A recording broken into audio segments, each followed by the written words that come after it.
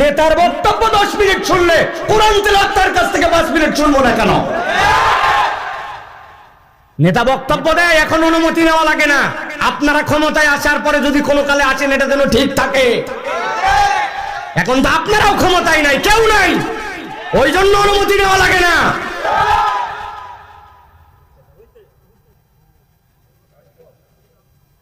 প্রিয় ভাইয়েরা, আমাদের প্রতিষ্ঠানে এগুলার প্রতি আমাদের দয়া আছে, ফিলিংস আছে।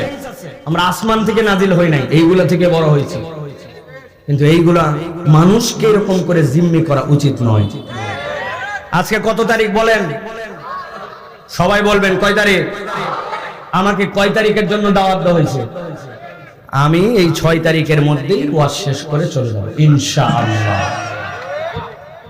ইনশাআল্লাহ। আপনি বলবেন হুজুর আরবি তারিখ শুরু হয় সন্ধ্যার থেকে, আরবি ডেটই উল্লেখ নেই।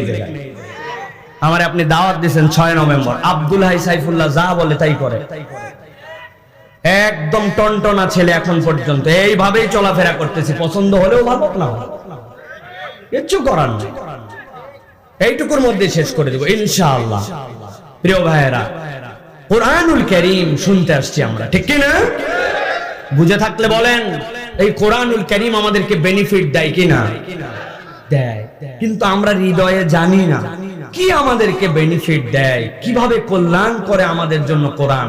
আল্লাহ কোরআনুল কারীমের মধ্যে ধারাবাহিক ভাবে বহু আয়াতের মধ্যে সেটা বলেছেন। আমি তার মধ্যে থেকে একটা আয়াতে কারিমা তেলাওয়াত করেছি। আল্লাহ রাব্বুল আমিন বলছেন, ফাতাওয়াল্লা আনহুম ফামা আনতা বিমালুম। আল্লাহ রাব্বুল আমিন বলছেন, নবী, যারা কিচ্ছু জানে না, যারা কোরআনের বিপক্ষে কথা বলে, আপনি যে দাওয়াত নিয়ে আসেন, ওই দাওয়াত গ্রহণ করেন, আপনি মনে কষ্ট পান। যদি কেউ কোরআনের দিক থেকে মুখ ঘুরায় নেয়, আমি আল্লাহ দায়িত্ব দিলাম, আপনিও তাদের থেকে মুখ ফিরায় নেবেন। সম্পর্ক আর ভালোবাসা হবে কোরআন দিয়া, মোহাব্বত হবে ঈমান দিয়ে। ঈমান আছে যার, আমার ভালোবাসা তার জন্য। আর ঈমান যার নাই, আর বেঈমানকে যে বন্ধু বানাই, তার সাথে আমার কোনো ভালোবাসা নাই, ঠিক না? যাওয়ার জায়গা অনেক জায়গায় ছিল, সব জায়গায় নেয় নাই। নিচেকে ইসলামকে পছন্দ করে না। যে আপনি যখন অমুসলমানের কোলের মধ্যে উঠবেন, তার মানে বোঝা যায় আপনার সাথে অমুসলমানের মহব্বত বেশি। কথা বুঝে বলেন। আমার আল্লাহ রাব্বুল আমিন বলছেন, ওয়াযাক্কির ফাইন্না যিকরা তানফাউল মুমিনিন।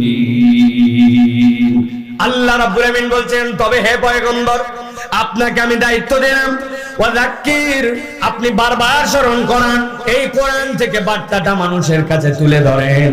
ফাইন্না যিকরা তানফাউল মুমিনিন।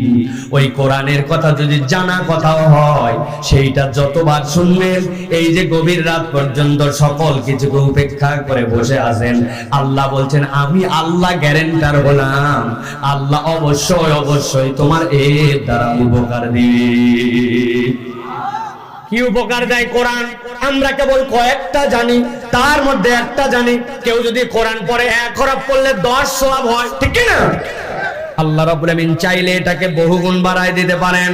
3 বার সূরা ইখলাস পড়লে 1 খতম কোরআন শরীফের সমান ফজিলত হয়।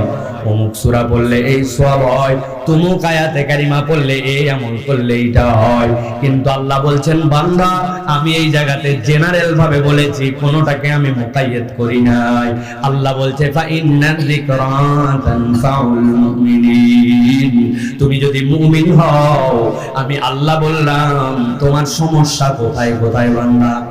আমার বাচ্চাটা কথা শুনতে চায় না, অনেক দিন ধরে ডাক্তার দেখাচ্ছি, শরীরটা ভালো হয় না। স্ত্রীর সাথে আমার সংসারে বনিবনা হয় না। যা কামাই রুজি করে, ওই কামাই রুজিতে যে পরিমাণ আমার চলার কথা, চলতে পারি না, কিন্তু কারো কাছে বলতেও পারি না।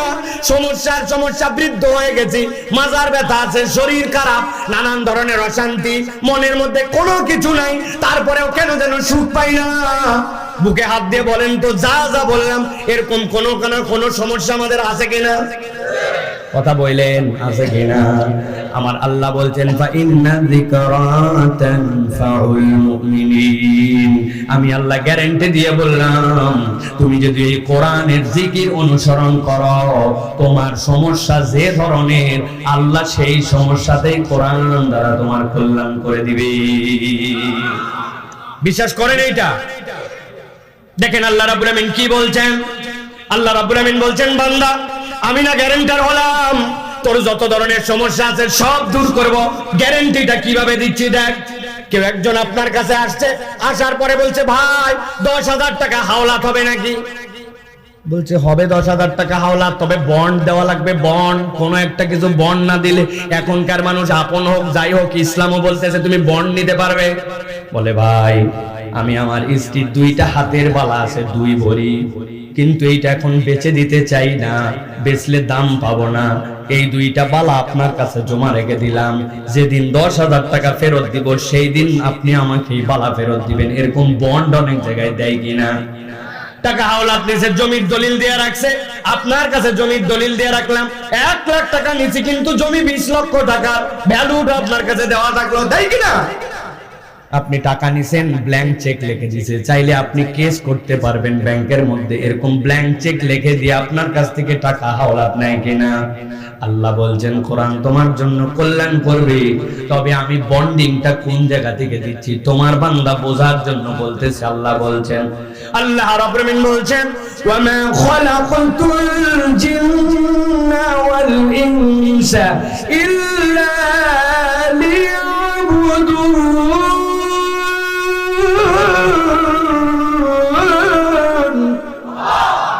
এই দুনিয়ার মানুষ, আমি আল্লাহ রাব্বুল আমিন বললাম, আমি দুনিয়ার যাবতীয় মানুষ, যাবতীয় জিনকে কেবল আমার ইবাদতের জন্য সৃষ্টি করছি। তার মানে আল্লাহ বুঝাচ্ছেন, তুমি আমার গোলাম, তুমি আমার বান্দা, আর আমি তোমার মাবুদ। যখন কোন বাড়িতে কোন মনিবের অধীনে কোন চাকর থাকে, তার খাওয়ানোর দায়িত্ব, তার ভালো মন্দ দেখার দায়িত্ব, তার নিরাপত্তার দায়িত্ব যেরকম ওই মনিবের।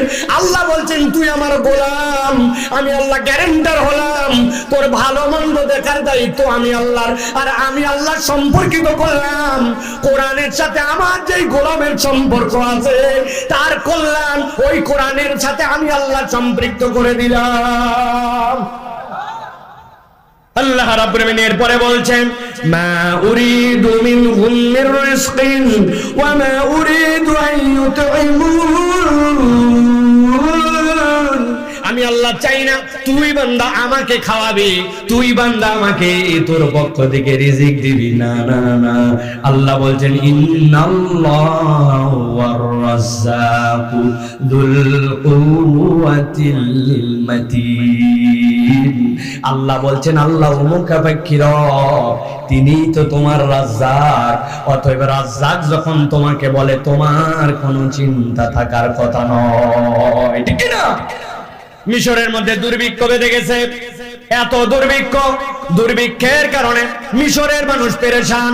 সবাই চিন্তা করতেছে কেমনে বাঁচা যায়, কেমনে এখান থেকে উদ্ধার করা যায়।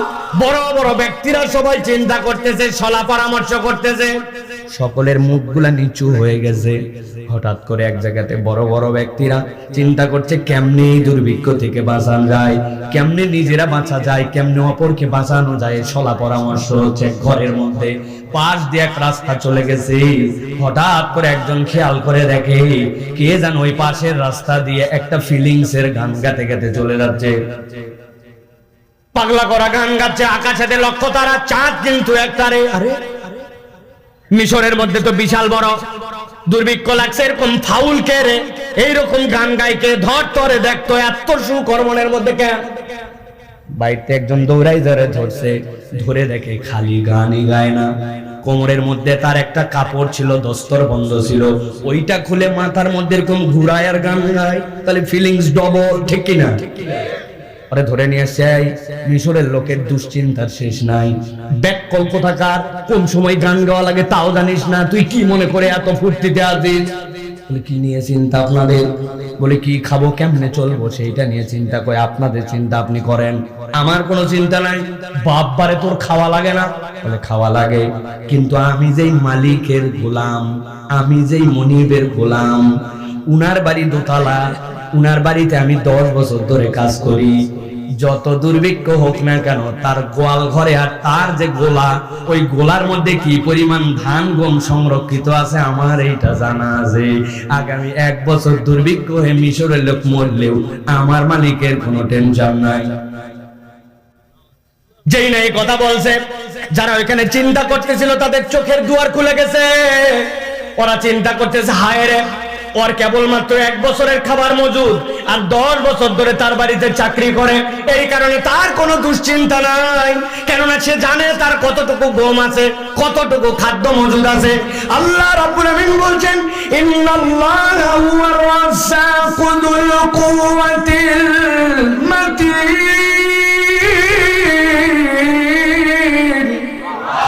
এই দুনিয়ার মানুষ, আমি রব, তোকে বললাম আমি রাজ্জাক। দুনিয়ায় যে যা খায় সব কিছু খাবার দেয় কে? আমি ওই রাজ্জাক যুল কুওয়াতিল মাতিন। আমার শক্তি সম্পর্কে বান্দার কোনো সম্মুখ ধারণা নাই। ওনারা চিন্তা করছে যেই বান্দার 1 বছরের মনিবের টাকা থাকলে টেনশন না থাকে, তাহলে আমরা যদি রবের গোলাম হই আমাদের কি চিন্তা করার কোনো কারণ আছে? বলছেন তো কারণ নাই, দলিল কোথায় এটার? আল্লাহ রাব্বুল আমিন কোরআনুল কারীমের মধ্যে বলছেন, ওয়া মা মিন দাব্বাতিন ফিল আরদি ইল্লা আলাল্লাহি রিজকুহা।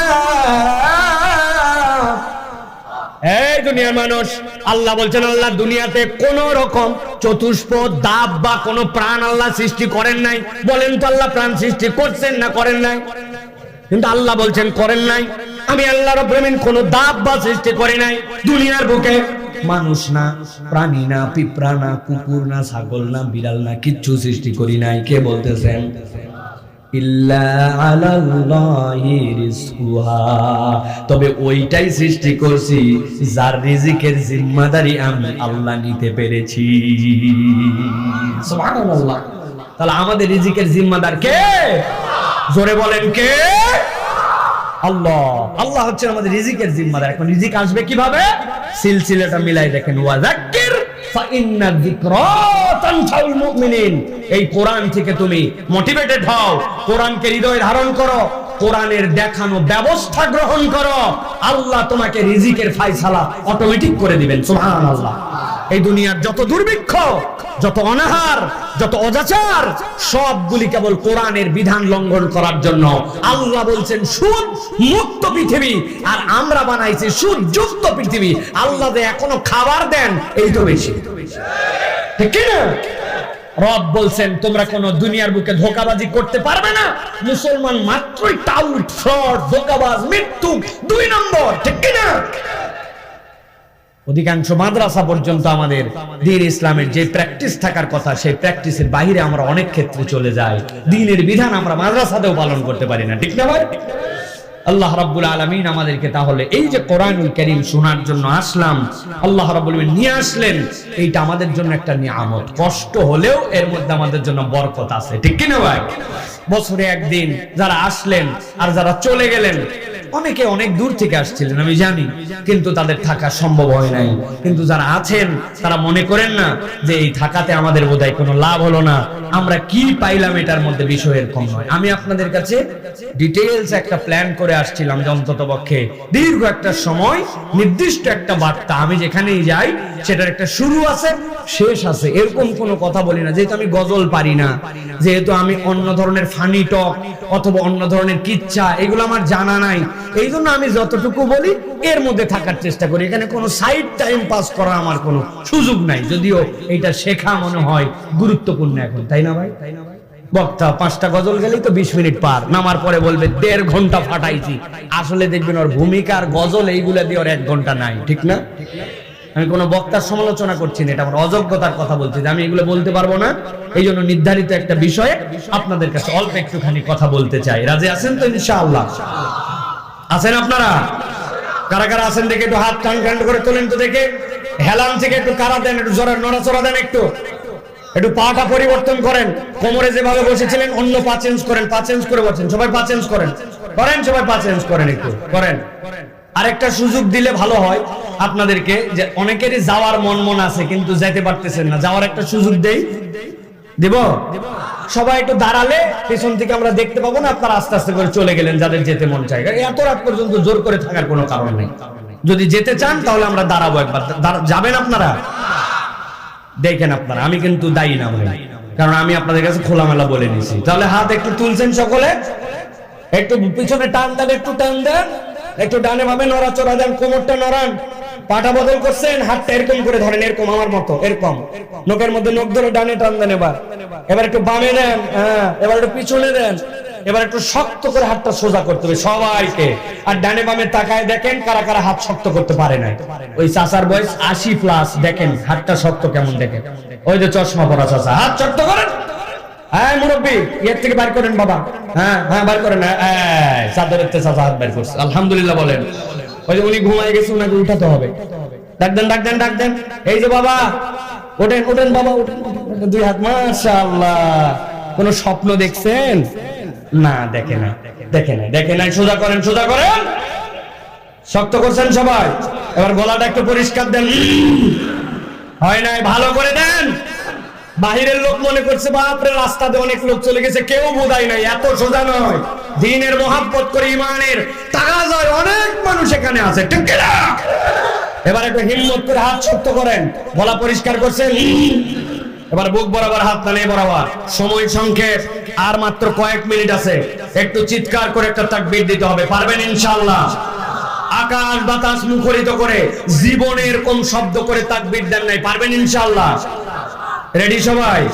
আমি মাইকে বলবো না, আপনার এমনি তাকবীর দিবেন, দেখি কিরকম তাকবীর হয়। পারবেন ইনশাআল্লাহ? যতই পাম্পট্টি দেন, একদল আছে ওনারা কিন্তু জোরে তাকবীর জীবনেও দিবেন। আপনি বলেন লিল্লাহি তাকবীর, উনি বলবেন আল্লাহ। আছে না ভাই? ব্রেক ফেল, দম ফেল, আছে না? ক্রিকেট খেলায় 3.5 ঘন্টা খালি তাওয়াইছে, 25 বল 24 রান, 20 বল 20 রান, 17 বল 17 রান, খেলতে খেলতে 350 রান পর্যন্ত টাইনে যেই এক বলে 2 রান, ওই এক বলে বোল্ড হয়ে গেছে, হারিয়ে গেছে। 3.5 ঘন্টা খেলা দেখে চিন্তা করছে হায় রে লস। আছে না? হায় রে লস বলেন না?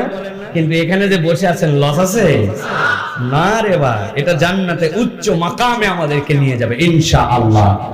মানুষ যখন জান্নাতে যাবে, এক জান্নাতে আরেক জান্নাতীকে বলবি তুমি এত উপরে গেলে কেমনে জান্নাতে? বিল্ডিং একই, কিন্তু একজনের ঘরে টাইলস লাগানো আছে ইটালির, বাথরুমের মধ্যে লাগানো আছে মার্বেল, বাথরুম দুটাই, কিন্তু একজনের খরচ হচ্ছে 20 লাখ, আরেকজনের হচ্ছে 20,000। দুটাই বাথরুম, দুটাই ফ্ল্যাট। একটা ফ্ল্যাট 700 750 স্কয়ার ফিট, খাট ঢুকানোর পরে ডাইনে বামে আর নড়া যায় না, আছে না? আরেকটা আছে 7,500 ফিট, ফুটবল খেলা যায়। দুটাই ফ্ল্যাট, ঠিক কি না? জান্নাতে যাওয়ার পর বল ভাই তোমার ব্যাপারটা কি? বলে শোনো, আল্লাহ রাব্বুল আলামিন আমাকে জান্নাত দিয়েছেন, আর আমি কোরআনের হালাকায় মাজালিসুজ জিকিরে আমি একটুখানি বেশি সময় দিছি। আল্লাহ ওই মাজালিসুজ জিকিরে বসার কারণে আমাকে জান্নাতে গ্রেড বাড়ায় দিয়েছে। লাভ আছে না নাই? অনেকে সুবহানাল্লাহ বললেন না, চিন্তা করেন এত সুবহানাল্লাহ বলেই বা কি লাভ, ঠিক না ভাই? নবীজি বলছেন একবার সুবহানাল্লাহ বলে আসমান জমিনের মাঝের জায়গাটুকু কমপ্লিট হয়ে যায়। আমার এক বন্ধু বলছিল এই জন্যই তো সুবহানাল্লাহ বলি না। কেন? ওই মধ্যের জায়গা পুরা ভরপুর হয়ে গেছে, আবার নতুন বলে কোন জায়গা ভরাবি? আমি বললাম দোস্ত তোমার ঘরে লাইট কত পাওয়ারের? কয় আমি হলে থাকতাম ইউনিভার্সিটি তখন, কয় আমার ঘরে 60 পাওয়ারের বাল্ব। ঘর আলো ওই ফকফকা ছোট ঘর। আমি বললাম তোর ঘর ভরা আলো? বলে হ্যাঁ। বলে শোন খবরদার, ঘরের মধ্যে কোনো মোবাইল, অন্য আলো, অন্য কিছু জ্বলাবি না, কেন ঘর তোর 60 ওয়াট দিয়ে ভরে গেছে, নতুন আলো ঢুকলে কিন্তু ঘর ভাঙিয়ে যাইতে পারে। বলতেছে হেভি মার দিলি তো। বলে হেভি মার না, আর সওয়াব নূর, এই সওয়াবটা হচ্ছে আলো। এইটা আপনি যত বলবেন তত পাওয়ার বাড়বে। আল্লাহ সুবহানাল্লাহ দ্বারা ঈমানদারদেরকে জান্নাতে নেবেন। তাহলে হাতকে বুকেতে নামায় ফেলছেন এতক্ষণে না? কি রে ভাই, আমি কথা বলতেছি ওদিকে আপনারা চান্সে নামায় ফেলছেন। হলো কিছু? রেডি সবাই? এটা আকাশ বাতাস মুখরিত করে একটা তাকবীর দিতে হবে। গলা থাকলেই কি গেলেই কি? রাজি তো সবাই? দেখে একটা তাকবীর দেন, লিল্লাহি তাকবীর, লিল্লাহি তাকবীর। আল কোরআনের আলো, আল হাদিসের আলো, তোমার নেতা আমার নেতা, তোমার নেতা আমার নেতা লিল্লাহে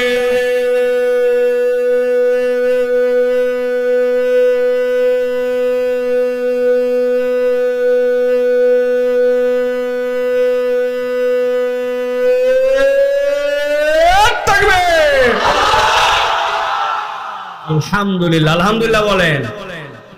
শয়তান আছে আর ধামরাই পায়, ঠিক কিনা? কতগুলা চাচা ঘুম ঘুম ধরছিল, মনে করছে কিয়ামত হয়ে গেছে বোধহয়, ঠিক না ভাই? শয়তান এই আল্লাহু আকবারের ধ্বনি শুনতে পারে না, পছন্দ করে না। এই জন্য আমাদের মুখ দিয়ে জোর করে আল্লাহু আকবার বেরো করে না, আবার আল্লাহু আকবারের পক্ষেও রাখে না, ঠিক কিনা?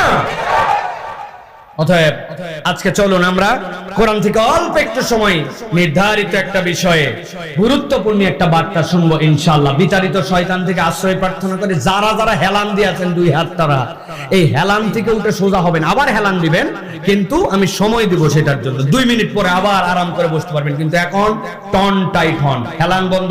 চাচা বাঁশের থেকে উঠেন, হ্যাঁ অল্প একটু আবার বাঁশে হেলান দিয়ে বাবা দিব 1 মিনিট একটু কষ্ট করে। সকলে হেলান ছুটাইছেন সবাই? এদিক ওদিক হেলান নাই তো কারো? কেউ কারো ভরে নাই তো? ঠিক আছে, এবার সকলে আমার সাথে সমস্ত বিল্লাহি মিনাশ শাইতানির রাজিম বিসমিল্লাহির রাহমানির রহিম واتل عليهم نبأ الذي آتيناه آياتنا فانسلخ منها فأتبعه الشيطان فكان من الغاوين।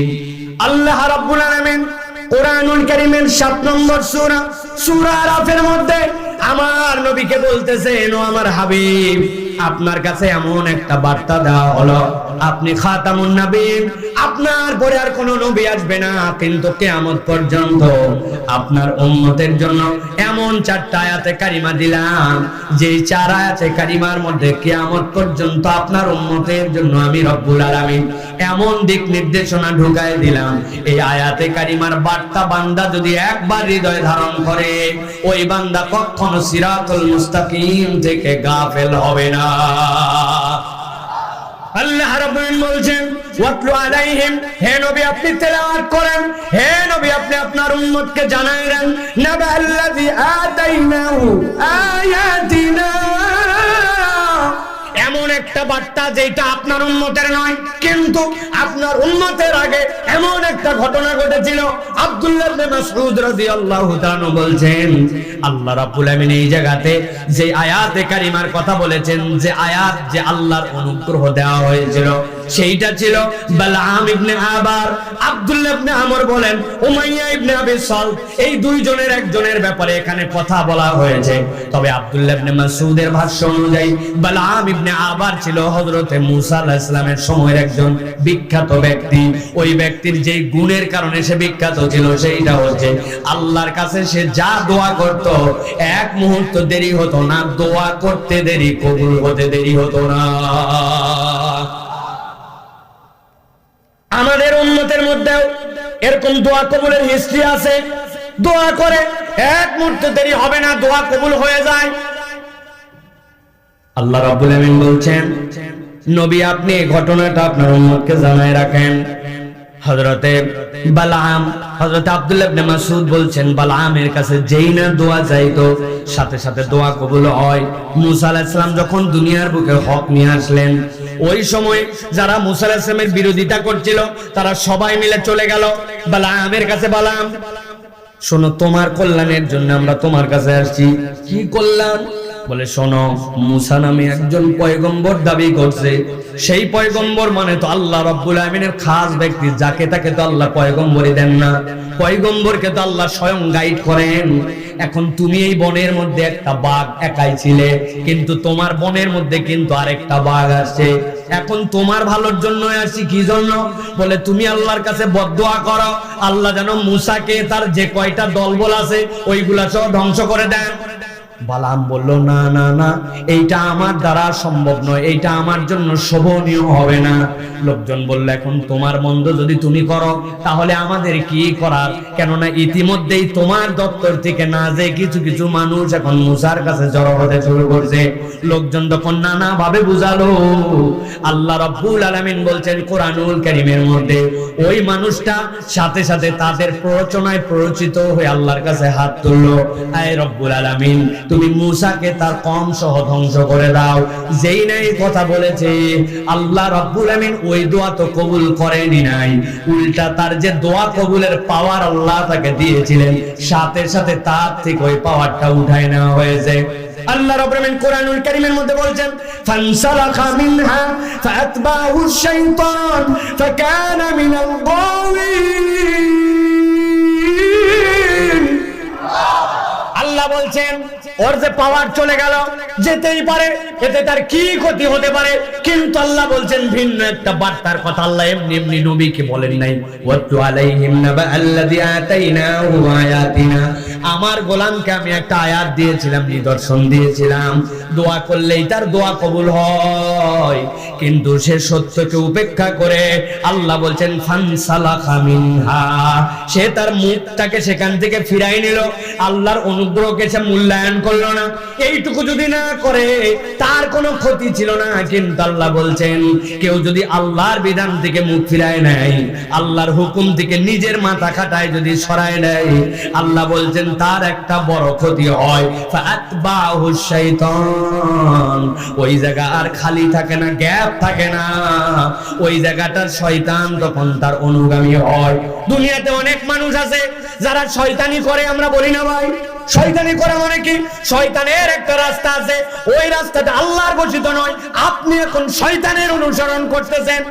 এই মিথ্যা কথা বলিস কেন? তুই তো শয়তানি করতেছিস। এই তুই গান শুনিস কেন? তুই শয়তানি করতেছিস, ফাহিজা করতেছিস। তার মানে শয়তান যেগুলা খারাপ কাজ করে আপনি করলে বলে মানুষ শয়তানের অনুসরণ করতেছে। কিন্তু আল্লাহ বলছেন না না না, এই মামলাটা ভিন্ন মামলা। আল্লাহর দেওয়া দয়া থেকে, অনুগ্রহ থেকে, কোরআন থেকে তুমি যদি মুখ ফিরায় নাও, তখন তুমি শয়তানের অনুসরণ করো না, বরং শয়তান তোমার পিছে লেগে যায়। আর একবার যদি শয়তান কারো পিছে লাগে, আল্লাহ বলছেন ফাকানা মিনাল গাওয়িন, আল্লাহ বলছেন সে তোমাকে পথভ্রষ্ট করবেই করবে, তোমাকে আর বাঁচার কোনো উপায় নাই। চারটা আয়াত বলবো বলেছি, প্রথম আয়াত মনে রাখেন, আল্লাহ রাব্বুল আলামিন একজনকে নিয়ামত দিলেন, নিয়ামত দেওয়ার পরে সে নিয়ামত থেকে সরে গেল। ওই নিয়ামত থেকে সরে যাওয়ার কারণে আল্লাহ বলছেন শয়তান তার অনুগামী হলো, আর শয়তান যার অনুগামী হবে সে হবে পথভ্রষ্ট। এই পর্যন্ত বুঝছেন তো আপনারা? কথা বলেন, বুঝছেন আপনারা? এবার চলেন পরের আয়াতে।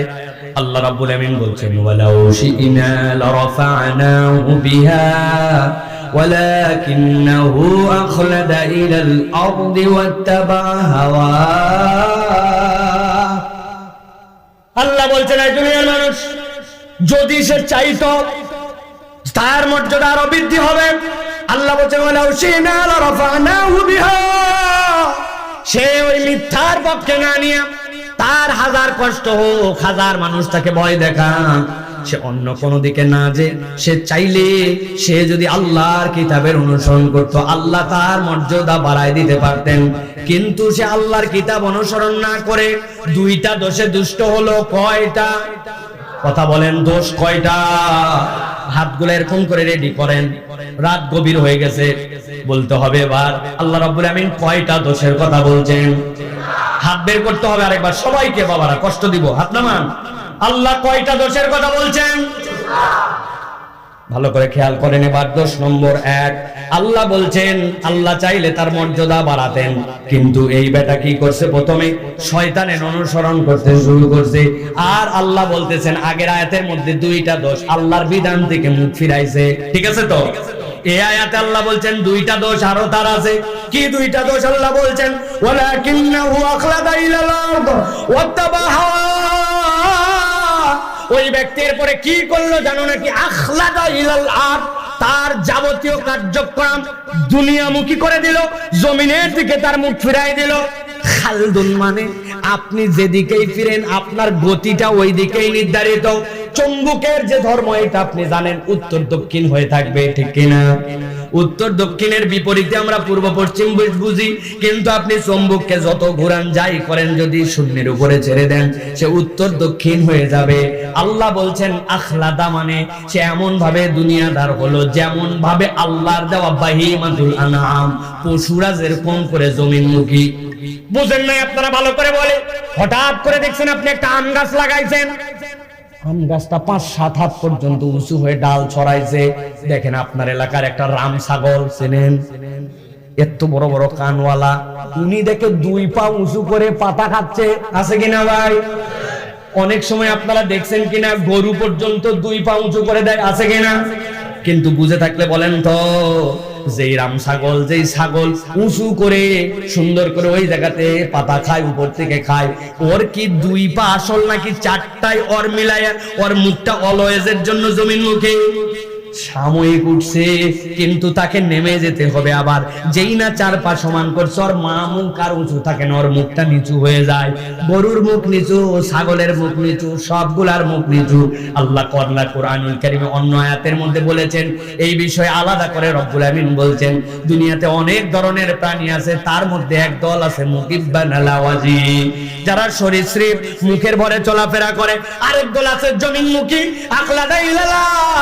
আর একমাত্র মানুষকে আমি সৃষ্টি করেছি সেই মানুষের মাথাটা উঁচু, যখন সে রুকুতে যায় তখন সে চতুষ্পর্যন্তর মতো নিচু হয়, আবার যখন কপালটা সিজদায় লাগায় দেয় তখন সে মাথার সাথে লাগায় সরীসৃপের মতো হয়। কিন্তু এই মানুষের মাথাটা যে আমি উঁচু করলাম, এইটার কৃতজ্ঞতায় বান্দা যখন রুকুতে যায় তখন বলে সুবহানা রাব্বিয়াল আযীম।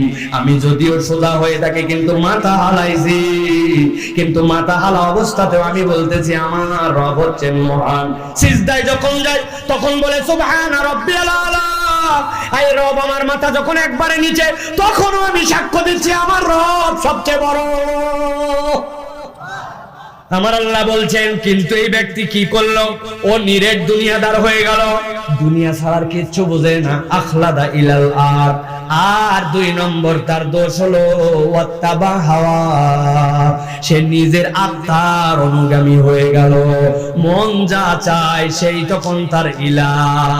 আল্লাহ বলছেন ও দুনিয়ার মানুষ ভালো করে বোঝো, আমার নবীকে দিয়ে এমনি এমনি বলতে বলি নাই। 1 নম্বর তার দোষ ফানসালাকা মিনহা, আল্লাহর আয়াত থেকে নিজেকে সরাই নিছে। 2 নম্বর তার দোষ দুনিয়ার বুকে শয়তানের অনুগামী হয়েছে। 3 নম্বর তার দোষ নিরেট দুনিয়াদার হয়েছে, জমিন মুখে হয়ে গেছে। দুনিয়ায় তার আসল হারাম হালাল সত্য মিথ্যা কিচ্ছু বিবেচনা করে না, তার কেবল দুনিয়া লাগবে। আর 4 নম্বরে আল্লাহ বলছেন 4 নম্বর তার অপরাধ হচ্ছে তার নফসকে সে ইলা বানায় নিছে। তার মন যতটুকু মানতে চায় ততটুকু মানে, আর মন যতটুকু মানতে চায় না ততটুকু সে মানে না। আল্লাহ তার আর ইলা নাই, তার মন তখন তার ইলা। রব্বুল আলামিন বলছেন এই 4 দোষে দুষ্ট যখন, এই 4 অপরাধে যখন কোন বান্দা অপরাধী হবে, আল্লাহ এবার একটা অসম্ভব রকম উদাহরণ দিচ্ছেন বান্দাদের জন্য। আল্লাহ বলছেন যদি এই 4 দোষে দুষ্ট কেউ হয়, আমি আল্লাহ তাকে কোন চোখে দেখি, কোন বর্ণনা দিতে চাই জানো নাকি? আল্লাহ বলছেন ফামাসালুহু কামাসালিল কালব ইন তাহমিল আলাইহি ইয়ালহাস আও তাতরুকুহু ইয়ালহাস। আল্লাহ বলছেন এই 4 রোগ যার আছে, আমি আল্লাহ বললাম সে হচ্ছে কুকুরের মতো। কার মতো? বাংলা ভাষায় যদি বলে কুত্তার মতো, ফামাসালুহু কামাসালিল কালব, আল্লাহ বলছেন ও হচ্ছে কুত্তার মতো। অনেকেই চিন্তা করছেন কুত্তা বড় নিকৃষ্ট প্রাণী, এই জন্য বোধহয় আল্লাহ কুত্তার কথা বলছেন, তাই না ভাই? ভালো করে বোঝেন, অনেক মানুষের থেকেও কুকুর অনেক সময় কৃতজ্ঞ। আপনি মানুষের একটা উপকার করছেন, যখন তার বিপদ চলে গেছে তখন আপনাকে চেনেই না, আছে না? যে লিডার আপনার কাছে এসে তেল মারে ভোটের আগে, ভোট পড়ার পরে আপনি দৌড়ায় যাওয়ার পরে ওর দারোয়ান পর্যন্ত পৌঁছানো যায় না, ঠিক কিনা? আছে কিনা? বাপরে ভাইজান করে আপনার জন্য পাগল হয়ে গেছে। আর যেই না জিতে গেছে সেই না দেখবেন তার কাছে আর পয়সা ছাড়া আর কিছু চেনে না, এরকম লোক এলাকায় নাই। ভালো করে বোঝেন কুকুর কিরকম কৃতজ্ঞ হয়। আমার ব্যক্তি জীবনে একটা উদাহরণ আছে। আমি আমার বাড়ির থেকে নিচে নেমে চায়ের দোকানে চা খাচ্ছি। চা খাওয়ার সময় একজন বলছে, হুজুর একটা বিস্কুট খান। সুন্দর করে একটা বিস্কুট ছিঁড়ে দিছে, ওইখান থেকে ঝুলন্ত বিড়ি বিস্কুট ছিঁড়ার পর ওখানে 3 পিস বিস্কুট থাকে। একটা বিস্কুট নিছি ওখান থেকে নিয়ে চায়ের মধ্যে ডুবাইছি। চায়ের মধ্যে ডুবাই বিস্কুট খান তো ভাই। যেই না চায় চুবাইছে, একজন আছে আসসালামু আলাইকুম সাইফুল্লাহ ভাই, ওয়ালাইকুম আসসালাম ওয়া রাহমাতুল্লাহ বলে যেই না মুখে দিব, ওই যে ওয়ালাইকুম আসসালাম ওয়া রাহমাতুল্লাহ বলতে যে 3-4 সেকেন্ড বেঁচে গেছে, উনি গেছে গোলে ভিতরে। যেই মুখে দিব না দেখি মুখ পর্যন্ত আসবে না, উনি আগেই ল্যাপটাই নিচে পড়ে গেছে, হয় কি না? যেই ল্যাপটাই নিচে পড়ে গেছে, পাশে একটা কুকুর বসা ছিল, সে লেজ ডাউন দিয়ে আস্তে আস্তে আমার পায়ের কাছে আসছে, আসে চেটে চেটে চেটে চেটে আধাটা বিস্কুট খাইয়ে নিয়েছে। আধা বিস্কুট খাইছে, এরপরে বাকি 2.5 বিস্কুট আমি খাইছি। ওই কুত্তারে চিনিও না জানিও না। পরের দিন এসে যখন বসছি আবার খাওয়ার জন্য, ওই দোকানের মধ্যে দেখি ওই যে আগের দিনে যে আধা বিস্কুট খাইছিল ওই কুত্তা আসছে আমার কাছে, এসে লেজ নামাই দিয়ে মাথা এরকম করে। আমি ইচ্ছা করে তারে ওই বিস্কুটটুকু দেই নাই, আমার ভাগ, ইন্টেনশনালি না, অযাচিত ভাবে ওই জায়গায় পড়ে গেছে। ওইখান থেকে চেটে খাইছে, কিন্তু ও মনে করছে হয়তো আমার এই বিস্কুটটা খাওয়াইছিল। পরের দিন দেখার পরেও লেজ নাড়ায় নাড়ায় আমার প্রতি সে কৃতজ্ঞতা আদায় করে। এরকম কুকুর আছে কিনা? তাহলে কুকুর তো কৃতজ্ঞ প্রাণী। কেন এই কুকুরের কথা আল্লাহ রাব্বুল আলামিন বললেন? আল্লাহ রাব্বুল আলামিন বলছেন, ফামাসালুহু কামাসালিল কালব ইন তাহমিল আলাইহি ইয়ালহাস আও তাতরুকু ইয়ালহাস যালিকা মাসালুল কওমিল্লাযীনা কাযযাবু বিআয়াতিনা।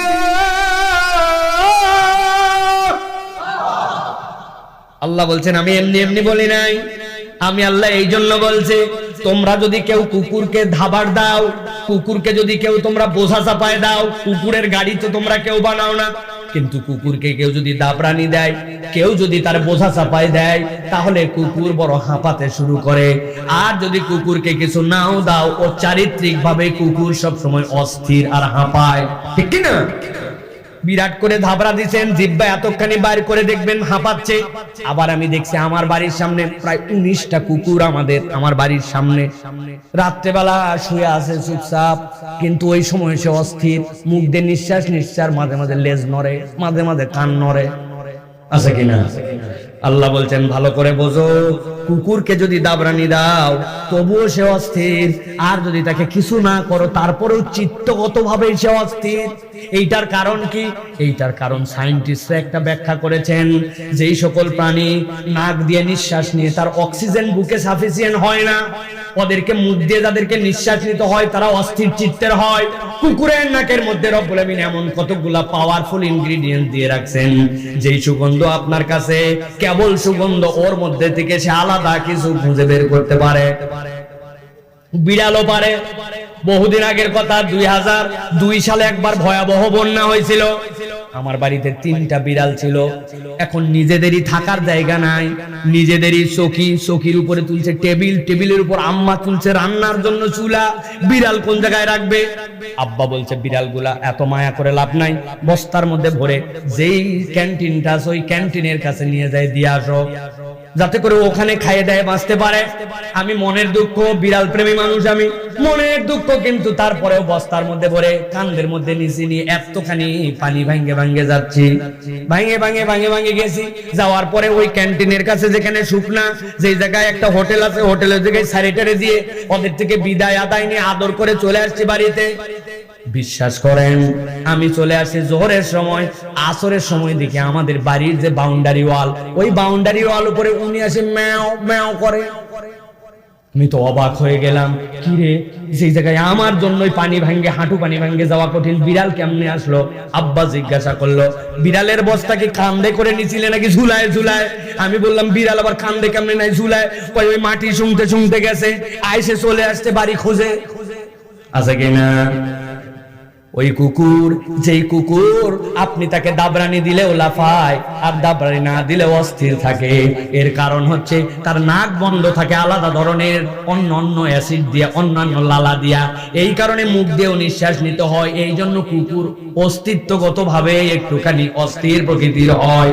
আল্লাহ বলছেন বান্দা উদাহরণটা মনে রাখ, আমি আল্লাহ নবীকে দিয়ে বলে দিলাম, তুমি যদি আল্লাহর বিধান থেকে মুখ ফিরায় নাও, তুমি যদি শয়তান যদি তোমার অনুসারী হয়ে যায়, আর দুনিয়ার বুকে যদি তুমি কেবল নিরেট দুনিয়াদার হয়ে যাও, আল্লাহর সাথে তোমার সম্পর্ক নাই, ব্যবসা কেবল জমে উঠছে, নামাজ বাদ চলে যায়, একটু মিথ্যা বলার কারণে ব্যবসার ওইটা বিক্রি হয়ে যাবে, এজন্য আল্লাহর হুকুম বাদ দিয়ে মিথ্যায় নিমজ্জিত হয়ে যায়, হালাল হারাম বিবেচনা করে না, বিয়ে বাড়িতে যাওয়ার সময় পর্দা উঠে যায়, একটুখানি বিপদে পড়ে গেলেই সাথে সাথে সে দাদনে টাকা নিয়ে ফেলে, আল্লাহর হুকুম থেকে বের হয়ে সুদে টাকা খায়, নানান ধরনের যত অন্যায় আছে, নিরেট কেবল দুনিয়াদার যদি হয়, আর যদি তার অন্তর পছন্দ ইসলাম পালন করে, তার মন যে পর্যন্ত চায় ওই পর্যন্ত ইসলাম পালন করে, আল্লাহ বলছেন তুমি দুনিয়ার জীবনে দেখবে তুমি অনেক বড় হয়ে গেছো, অনেক তারাক্কি তোমার, কিন্তু আমি আল্লাহ গ্যারান্টার হলাম তোমার চরিত্র আর কুত্তার চরিত্র আল্লাহ সেম বানায় দিবেন, তুমি দুনিয়াতেও শান্তি পাবা না, অস্থির জীবন, আবার পরকালেও তোমার অস্থির জীবন। অনেক সময় আমি উদাহরণ দেই, লক্ষ কোটি টাকার আমরা জানি মালিক, বাপরে বড় গার্মেন্টস, আপনাদের এলাকায় প্রচুর গার্মেন্টস, ঠিক কিনা? গার্মেন্টসের দরজার সামনে দেখবেন ছোট্ট একটু একটা সাইনবোর্ড থাকে, অনেক সময় ইচ্ছা করে 100 ওর উপর দিয়েও রং লাগায় রাখে, কিন্তু এটা একটু ভালো করে মোছার পরে দেখবেন 1000 কোটি টাকার মালিক, কিন্তু লেখা আছে এই সম্পত্তিটি অমুক ব্যাংকের কাছে দায়বদ্ধ, তার মানে দেখাচ্ছে 2000 কোটি, কিন্তু মাল ওনার কিছুই না, সব ব্যাংকের থেকে ঋণ নিয়ে বানাইছে, ঠিক না? কোটি কোটি টাকা দামের বাড়ি, লাখ লাখ টাকা দামের খাট, বিশাল বড় আরামদায়ক বিছানা, কিন্তু রাত 3টা বেজে যায়, চোখে ঘুম আসে না, ডাক্তারের কাছে গেছে, ডাক্তার ঘুমের ওষুধ দিয়ে বলছে তবে বেশি ওষুধ যেন খাবেন না, বেশি ওষুধ খাইলে কিন্তু বিপদ আছে, কেননা ঘুমের ওষুধ খাইলে হার্টের এফেক্ট পড়ে, ঠিক না? উনার ঘুম ধরে না।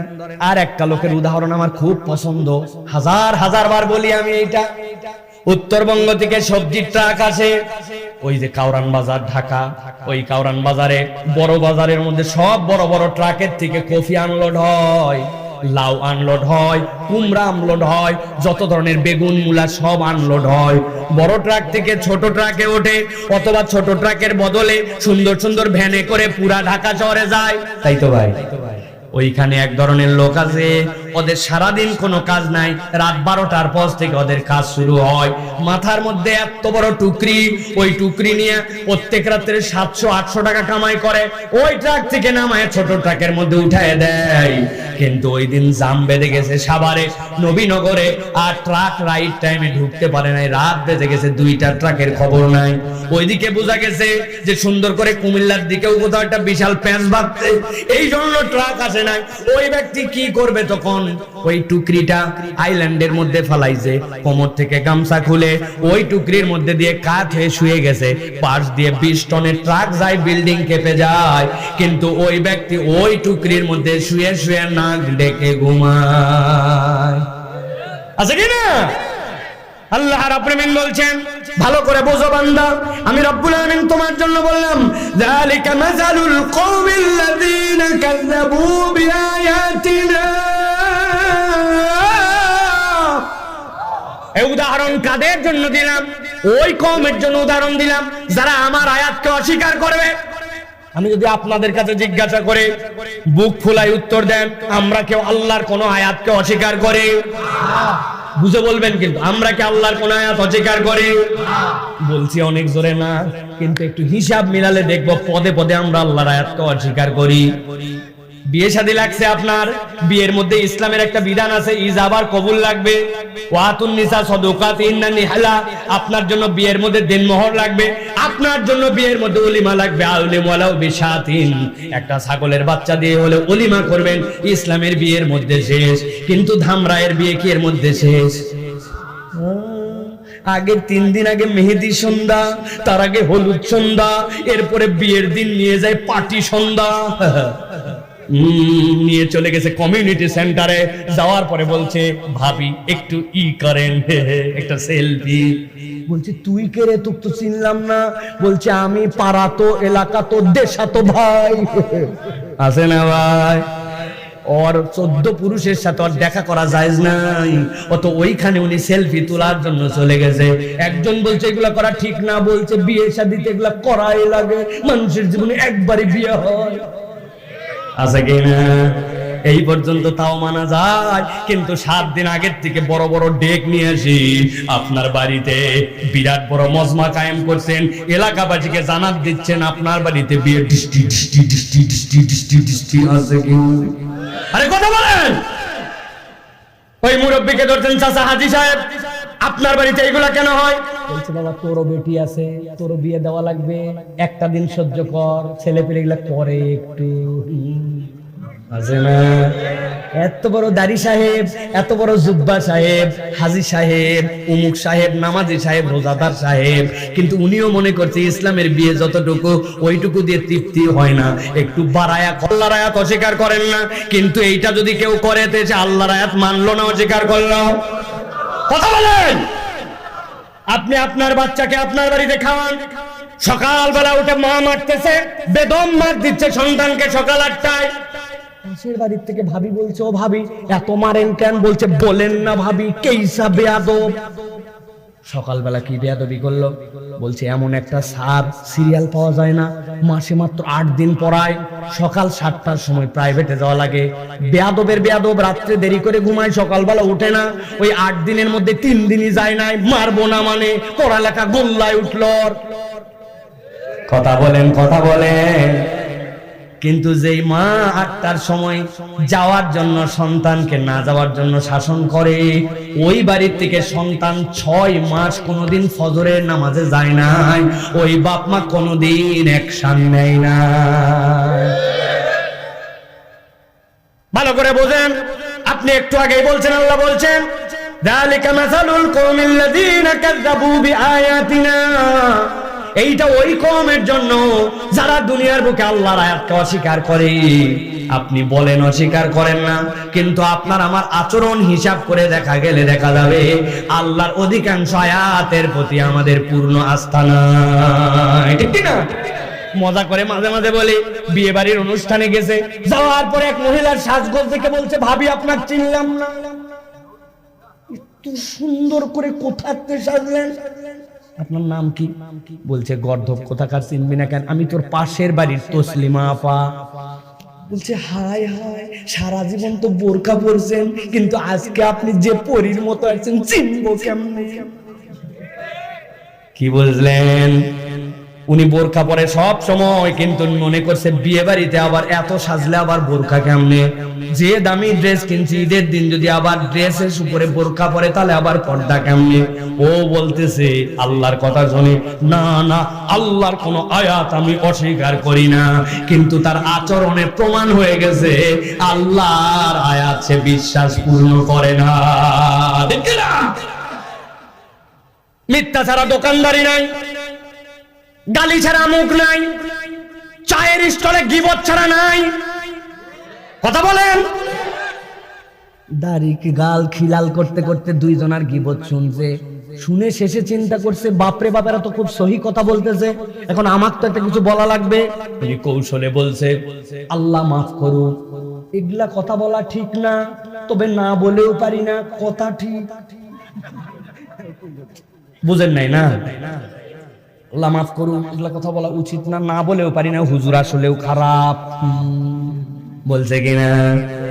কি লাভ হয়েছে? আল্লাহ বলছেন আয়ুহিব্বু আহাদুকুম আইয়াকুলা লাহমা আখিহি মাইতান ফাকারিহতুমু, তোমার মায়ের পেটের থেকে একটা সন্তান ভূমিষ্ঠ হয়েছে, মা কাঁদতেছে পাগলের মতো, সন্তানটা হয়েছে মৃত। বাপ আর অন্য ভাইরা বলে বলছে এতদিন তোর মায়ের পেটেই ছিল, ওই সন্তান অযথাই ফেলে দিয়ে কি লাভ? দুঃখ করো না, ওইটা আমরা কাটে কালা ভুনা করে খাবো। আপনাদের ঘৃণা লাগতেছে না? আল্লাহ রাব্বুল আলামিন বলছেন তোমার যে গীবত করলে অপর ভাইয়ের পিছনে সত্য দোষটাই তাকে না জানায় বললে, আল্লাহ বললেন তুমি কি তোমার মরা ভাইয়ের গোশত খাবি? অথচ আমি সকাল সন্ধ্যা মরা ভাইয়ের গোশত খাই, আবার বলি আল্লাহর আয়াত অস্বীকার করি না। ঠিক না? আলোচনার সংক্ষেপ আমি শেষের দিকে চলে যাচ্ছি, আর কষ্ট দিব না, ভালো করে খেয়াল করেন। আল্লাহ রাব্বুল আলামিন বলছেন ফাকসুসিল কসাসা লাআল্লাহুম ইয়াতাফাক্কারুন। এই নবী, আমি আপনার কাছে জানালাম যেই ঘটনাটা আপনাকে দিয়ে বললাম, এটা এমনি এমনি বলার জন্য বলা হয় না। আপনি বারবার এই কিচ্ছাটা আপনার উম্মতকে শোনান। এক নম্বর, সে যেন কখনো পণ্ডিতি করে আল্লাহর বিধান থেকে মুখ না ফিরায়। দুই নম্বর, শয়তানের যেন অনুসারী বা শয়তান যেন তার অনুগামী না হয়। তিন নম্বরে, তার দুনিয়া লাগবে কিন্তু কেবল যেন দুনিয়াদার না হয়। উদাহরণ অনেক সময় আমি দেই বোঝার জন্য। এক জেলে, সে সব সময় বলে পানি আমার জান, পানি আমার প্রাণ, আই লাভ ইউ ওয়াটার। লোকজন বলছে, মানুষজন আই লাভ ইউ ওয়াইফ বলে, তুই আই লাভ ইউ ওয়াটার বলিস কেন? বলছে আরে পানি না থাকলে আমার নৌকা ভাসতো কেমনে, পানি না থাকলে মাছ ধরতাম কেমনে, জাল খাওয়াতাম কেমনে, পানি আমার সব। একজন বলছে কথা তো ঠিক, কিন্তু একটা কথা তো আরো আছে। কি কথা? বলছে ভালোবাসার জনের সাথে মিলন হতে হয়। তুমি বসে থাকো হাল ধরে, উঁচাতে পানি থাকে নিচে, কি করব? বলছে শাবল দিলাম, নৌকার তলা ফুটা কর। নৌকার তলা ফুটা করছে, এখন পানির সাথে ওর মিলন হবে। আই লাভ ইউ ওয়াটার, গল গল গল গল করে পানি উঠতেছে। এখন বলেন তো, ভালোবাসার ঠেলায় যদি নৌকার তলা ফুটা করে, উত্তর দিবেন কিন্তু নৌকা ভাসবে না ডুববে? বুঝে বলেন, ভাসবে না ডুববে? কেন? ভালোবাসতো যে। ভালোবাসার তরি নাকি হাওয়াতেও চলে। ভালো করে বোঝেন। আপনাকে বোঝানোর জন্য বলছি, যত আপনি দুনিয়াকে মহব্বত করেন সমস্যা নাই, কিন্তু অন্তর যেইটা, ওই অন্তর ছিদ্র করে যদি দুনিয়া ঢুকে যায়, আপনার দুনিয়াও বরবাদ, পরকালও বরবাদ। অন্তরের বাউন্ডারিটা কি দিয়ে হবে? হুদুদুল্লাহ। আল্লাহ যে পর্যন্ত আমাকে সীমা দিয়েছেন, ওই পর্যন্ত আপনাকে থেমে যেতে হবে, ওইটা অতিক্রম করতে পারবেন না।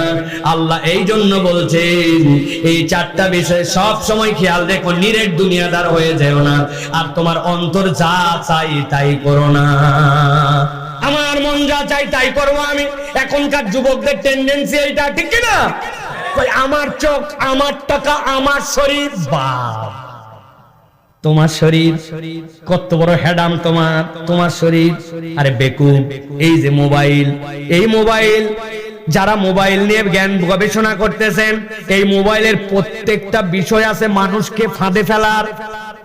আপনি যেটা নিচের দিকে টান দেন, বুড়া আঙ্গুল দিয়ে টান দেন, ওরা সব হিসাব করে বের করছে যাতে ইউজার ফ্রেন্ডলি হয়। আপনি টানতেই আছেন, আপনার যেন কষ্ট না হয়।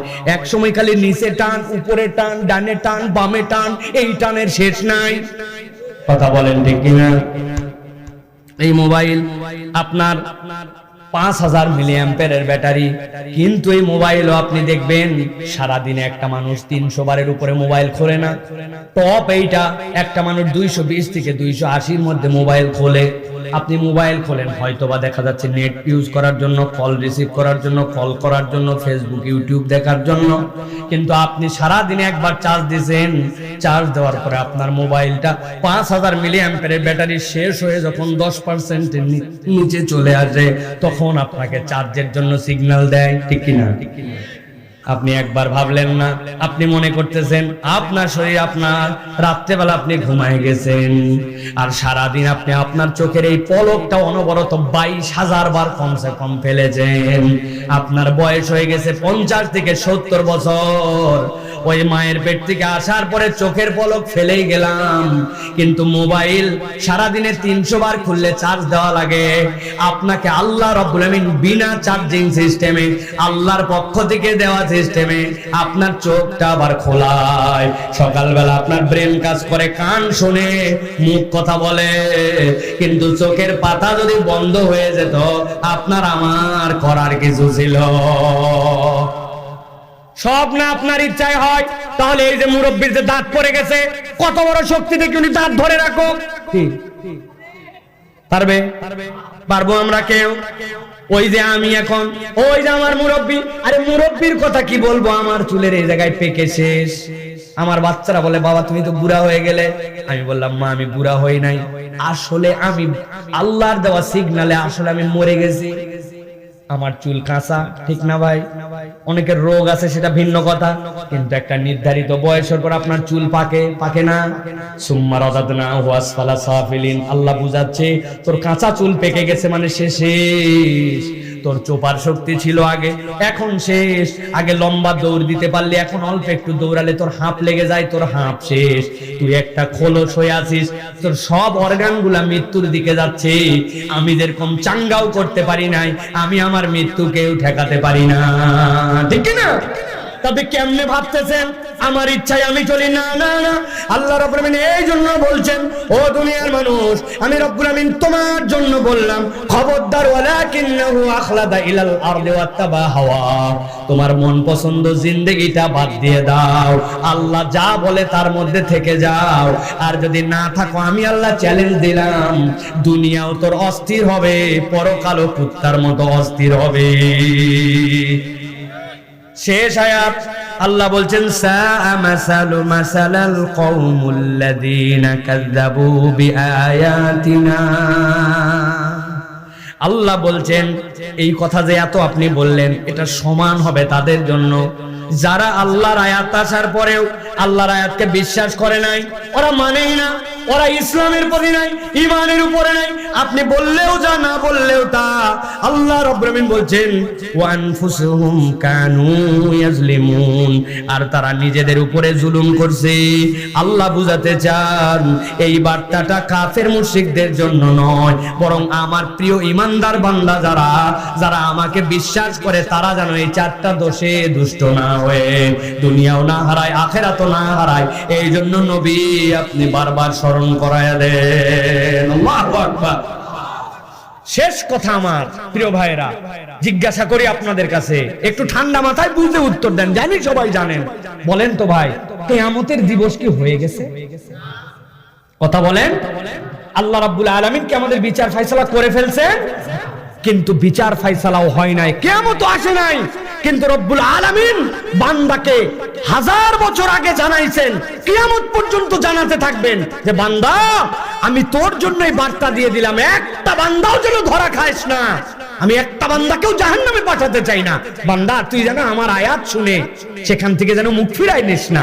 ও আমার প্রিয় বান্দা, খবরদার তুই যেন শয়তানের অনুগামী হয়ে যাবি না। আমার বান্দারে, দুনিয়া তোর লাগবে জন্যই তো আমি শিখাইছি রব্বানা আতিনা ফিদ দুনিয়া হাসানা, কিন্তু নিরেট তুই দুনিয়াদার যেন হয়ে যাস না, হালাল হারাম মানিস না, আল্লাহ রাসূল চিনিস না, তোর নিজের মন পছন্দের জিন্দেগি যাপন করিস না। এই চারটা দিক থেকে বেঁচে থাক।